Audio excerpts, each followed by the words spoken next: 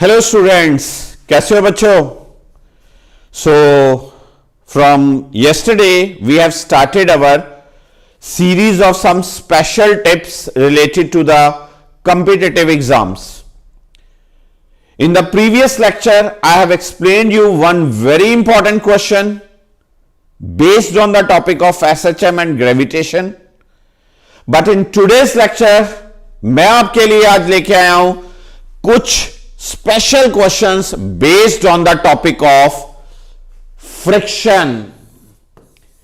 Diagram देखते ही कुछ बच्चों के दिमाग में सवाल उदक गए होंगे, उछल गए होंगे ये सोच के कि ये तो बहुत अच्छा क्वेश्चन है, हमने पढ़ा हुआ है. और कुछ बच्चों के ब्रेन में ये क्वेश्चन नहीं आया होगा जिन्होंने पहले कुछ कंपेटिटिव प्रीवियस क्वेश्चंस की तैयारी नहीं की हुई. So my today's topic is concept of friction. Friction क्या है? एक अपोजिंग फोर्स है जो किसी की मोशन को अपोज करती है. तो आज मैं कुछ ऐसी इलस्ट्रेशंस आपको शेयर करने वाला हूं जिसमें मैं आपको बताऊंगा कि फ्रिक्शन सिर्फ अपोजिंग ही नहीं है, कुछ सिचुएशंस में ये हमारे लिए हेल्पफुल भी है. फ्रिक्शन होनी भी चाहिए, कुछ अपोजिशन होनी भी चाहिए सरफेस में. Like my very first question from the previous competitive exams is heading of this question is motion of an insect in the rough bowl. For example, मेरे पास मेरे बच्चों ये एक बाउल है, हेमिस्फेरिकल बाउल है जिसमें मैंने कोई ऑब्जेक्ट रखा और ये स्मूथ नहीं है, ये बॉल एक रफ बाउल है. कोई इंसेक्ट मेरे पास यहां पर एक सरफेस पे बॉटम पे है और ये इंसेक्ट यहां से चला चला चला चला चला और यहां पर आके ये कॉकरोच स्लिप हो गया. राइट? हमने फाइंड आउट करना है कितनी हाइट तक ये इंसेक्ट राइज हो सकता है, कितनी हाइट तक ये इंसेक्ट राइज हो सकता है बिफोर स्लिपिंग डाउन. बहुत बढ़िया क्वेश्चन है यार, बहुत ही बढ़िया क्वेश्चन है. आइए सॉल्व करते हैं. इस क्वेश्चन का बेसिक मैकेनिज्म क्या लगेगा, बेसिक मैकेनिज्म इस क्वेश्चन में क्या लगेगा वो आपको पहले क्लियर होना चाहिए. कि अगर मैं दिखाऊं आपको कि ये मेरे पास मेरे बच्चा पार्टी डायग्राम है जिसके बॉटम से ये इंसेक्ट चला यहां पर जब ये पहुंचा बॉटम से h हाइट पे, तो इसके वेट के दो कंपोनेंट्स बने, mg के दो components, mg cos theta, mg sin theta. Then mg cos theta will balance the normal reaction whereas mg sin theta will tend to bring the insect back to its initial position. ये insect उतनी देर तक यहां पर रह पाएगा जब तक ये mg sin थीटा की वैल्यू फ्रिक्शनल फोर्स के, लिमिटिंग फ्रिक्शन के इक्वल होगी, लिमिटिंग फ्रिक्शन के इक्वल होगी. This is my task. It means for equilibrium position of the insect, this mg sin theta must be equal to what? Limiting friction. This is my today's logic behind the question. आइए solve करें मेरा बच्चा party इस question को. क्या बनेगा? For equilibrium of insect क्या लिखूंगा मैं बच्चों? The frictional force must be mg sin theta and normal reaction must be equal to what? mg cos theta. Dividing both, tan theta would be frictional force by r which is mu. Now from this triangle, this is OA is what? OA is the radius of the bowl.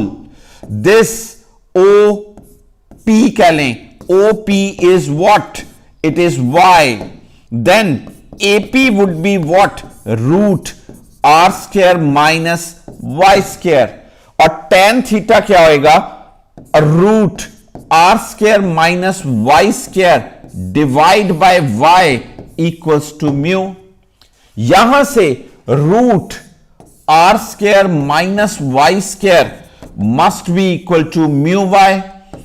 r square minus y square mu square y square. r square equals to mu square plus 1 y square. Then y equals to what? r by root mu square plus 1. Then conclusion y क्या है? y क्या है? r minus h है, r minus h है.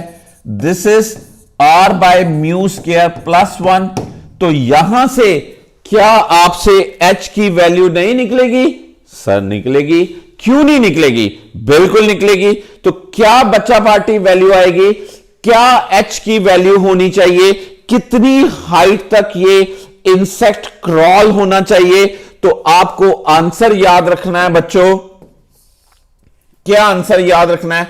h equals to r bracket 1 minus root mu square plus 1. This is the required answer for the question. Mechanism याद हुआ? Frictional must be balancing force to the mg sin theta.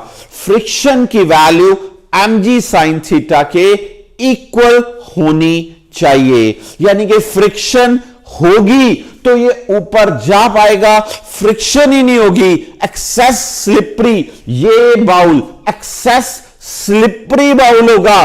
Access slippery bowl तो insect ऊपर ही नहीं जा पाएगा. ऊपर रेंग के जाने के लिए फ्रिक्शन होना बहुत ज्यादा जरूरी है. Now my second question behind this is, very important question. Maximum length of the hung chain. जो चेन है मेरे पास, उसका कुछ पोर्शन यहां से हैंग कर रहा है. कितना मैक्सिमम पोर्शन इसका हैंग करवाया जाए ताकि बाकी बचा हुआ पोर्शन टेबल पे रहे. तो इसके लिए भी इसका वेट किधर एक्ट करेगा मेरा बच्चा लोग? W1 किधर एक्ट करेगा? नीचे. इस पोर्शन का वेट किधर एक्ट करेगा? नीचे. नॉर्मल रिएक्शन कहां होगा? ऊपर. Frictional force, frictional force, limiting friction किधर लगेगी मेरे बच्चों? ये लिमिटिंग फ्रिक्शन यहां पर लगेगी. Very good. मींस मेरे पास अगर कोई सरफेस है, ये एक टेबल है, इस पे मैंने कोई चेन ऐसे हैंग कराई, थोड़ा पोर्शन हैंगिंग हुआ, थोड़ा पोर्शन टेबल. अगर तो यार ये बहुत स्मूथ होगा तो ये तो वेट हैंगिंग के कारण स्किड हो जाएगी और नीचे चली जाएगी. पर अगर ये सरफेस रफ होगा तो वो इस पोर्शन को बांध के रखेगा और चेन टेबल पे रह पाएगी. Am I right? It means यहां पर टेबल पे चेन को बांध के रखने में रिस्पॉन्सिबल पैरामीटर क्या है मेरा बच्चा लोग? फ्रिक्शन. क्या है? Friction. This is our particular topic. हमें ये L डैश फाइंड आउट करनी. It means weight of hanging portion,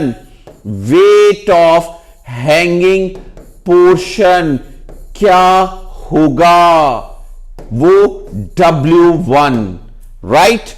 weight of chain on table क्या होगा? W2. for equilibrium of chain means limiting friction. क्या बात? Limiting friction. The W1 must be equal to friction. Friction mu R, W1 mu W2। Now म्यू1 म्यू2 कैसे निकालते हैं? ये चेन यूनिफॉर्म चेन है। कौन सी चेन है? Uniform chain. L लेंथ का वेट है W, L डैश लेंथ का वेट क्या होगा? This thing. L minus L length का वेट है W, L minus L dash का वेट क्या होगा? This thing. This is what W1, this is what W2. Substitute here, what you will get? W1 की value मेरा बच्चा लोग कितनी? W by L into L dash. W2 की value कितनी? W by L into L minus L dash. W by L cancel, यहां से L dash evaluate करें तो L डैश की वैल्यू मेरे बच्चा लोग क्या आती है? Mu L over mu plus 1, mu L over mu plus 1। This is the part. You got that? कितनी चेन हैंग होनी चाहिए? अगर पूछा जाए मैक्सिमम हैंगिंग लेंथ, म्यू पता है फ्रिक्शन होगी, अगर फ्रिक्शन नहीं होगी म्यू 0, तो हैंगिंग लेंथ क्या? सारी चेन तो स्लिप। हम मैक्सिमम हैंगिंग लेंथ निकाल रहे हैं, ज्यादा से ज्यादा कितना लटकाएं ताकि चेन टेबल पे ही रहे। बात पता चली? तो L डैश बाय L निकालना हो, mu over mu plus 1। Mu usually 0.25, 0.20, 0.30 mention होता है, वो वैल्यू सब्स्टिट्यूट करें, आपका आंसर आ जाएगा। Third question in today's lecture is very exclusive again. What I have written? Smooth wedge. What I have written? Rough wedge. हमें इसका mu निकालना है। मेंशन क्या है? The time on this smooth wedge is T, whereas time on this smooth wedge is NT. Question कैसे आता है? Find the coefficient of friction of the rough plane, coefficient of friction of the rough plane, so that the time taken by the object to slide down on the rough plane is twice, thrice, 4 times than that on the smooth plane. Means rough पे time दुगना, 3 गुना, 4 गुना, मैं कहता हूं n times. तो मुझे mu का answer निकालना है। हमें स्मूथ पे पता है L equals to half A T square. This is the equation for smooth. What will be A on smooth? G sin theta into T square. What is on the rough? Half A dash T dash square. What is A on the rough? Conceptual चीज, rough surface पे acceleration कितना होता है? क्या expression होता है यार? G sine theta minus mu cos theta. Okay, and the time is nt. You are observing that the left hand side of both the equations are exactly same. दोनों की लेफ्ट हैंड साइड तो बिल्कुल same है। अगर left hand side same है तो right hand sides को मैं इक्वेट कर सकता हूं। वहां से मुझे म्यू की वैल्यू निकालनी, लेफ्ट दोनों को इक्वेट करके मैं म्यू की वैल्यू निकालनी। The answer would be mu equals to tan theta bracket 1 minus 1 by n square. Very very very very important. What is the coefficient of friction of the rough surface?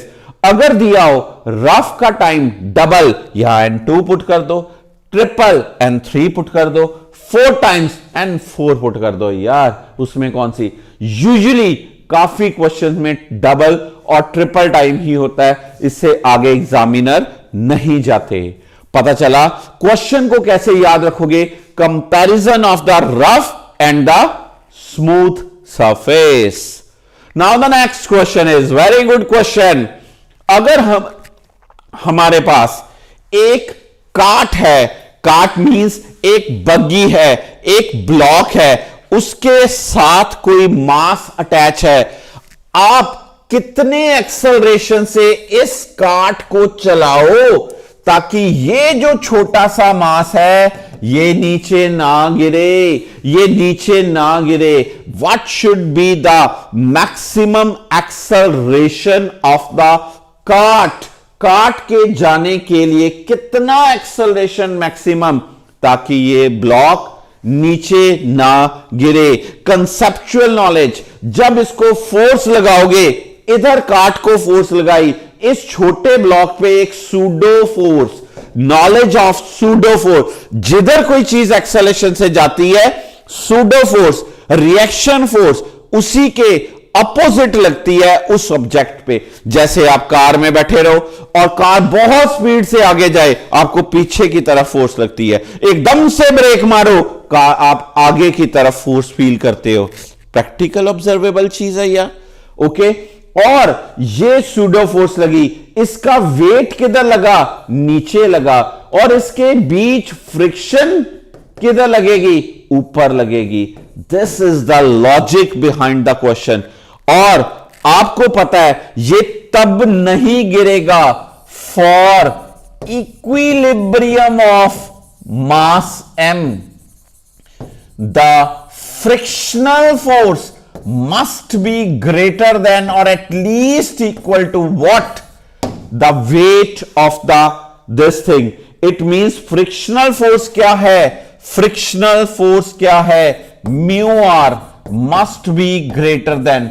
What is r here मेरे बच्चों? r क्या है? ma. It means what? a must be greater than this thing. It means जो इस cart का maximum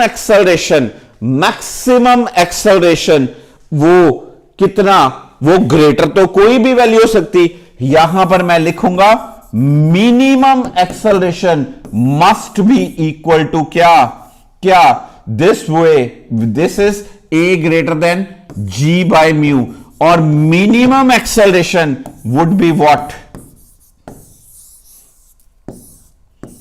ये एक important result है। कौन सा? मिनिमम एक्सेलरेशन, कितनी वैल्यू? G by mu. इससे ज्यादा तो वो टिका रहेगा, इससे कम एक्सेलरेशन से अगर कार चलेगा तो ये ब्लॉक फॉल कर जाएगा। You got that? Sure? Standard results? Then very good question, very good question जी। एक मेरे जैसा बुजुर्ग बंदे को आपने डाल दिया एक रोटर में और रोटर को घुमा दिया, ठीक है, और बच्चा पार्टी, शैतान बच्चा पार्टी ने रोटर को घुमा दिया, तो भाई साहब मैं क्या नीचे गिरूंगा? किधर गिरूंगा? फिर मैं कहूंगा थोड़ा सा भाई रोटर की स्पीड को कंट्रोल करो। Sticking of person on the wall of the rotor, इसमें कंसेप्ट भी क्या लगेगा कि जो फ्रिक्शन है वो मुझे होल्ड कर पाएगी कि नहीं कर पाएगी। ये फ्रिक्शनल फोर्स मुझे अगर होल्ड कर पाए तो मैं नीचे नहीं गिरूंगा, ना मैं आगे गिरूंगा, ना मैं पीछे गिरूंगा। तो मुझे इसकी कितनी वेलोसिटी देनी है, कितनी वेलोसिटी देनी, उसी तरह से mg frictional force must B at least, frictional force must B equals to what? mg. Frictional force must be equal to what? mg.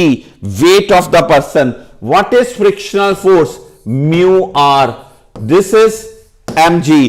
अब ये एंगुलर वेलोसिटी का यार क्वेश्चन पूछ रहा है, रोटेट करने का क्वेश्चन पूछ रहा है।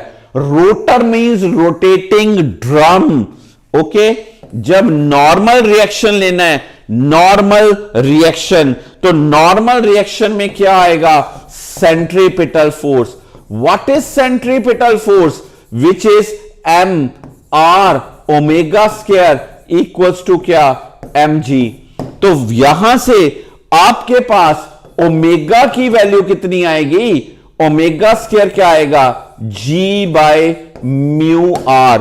Omega would be angular velocity, minimum angular velocity आप निकाल रहे हो ये कितनी अंडर रूट जी बाय, इतनी वेलोसिटी से अगर रोटर घूमेगा, इतनी वेलोसिटी से अगर रोटर घूमेगा तो बंदा नीचे नहीं गिरेगा।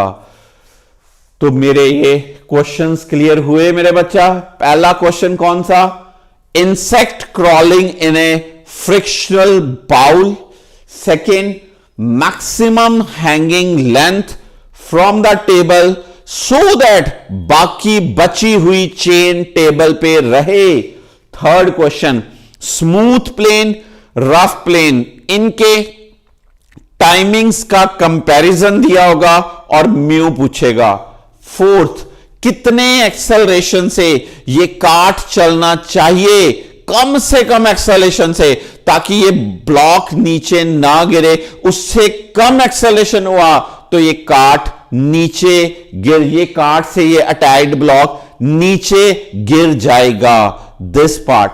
और ये रोटर प्रॉब्लम, रोटर कितनी वेलोसिटी से ये रोटर घूमे सो दैट ताकि बंदा नीचे ना गिरे।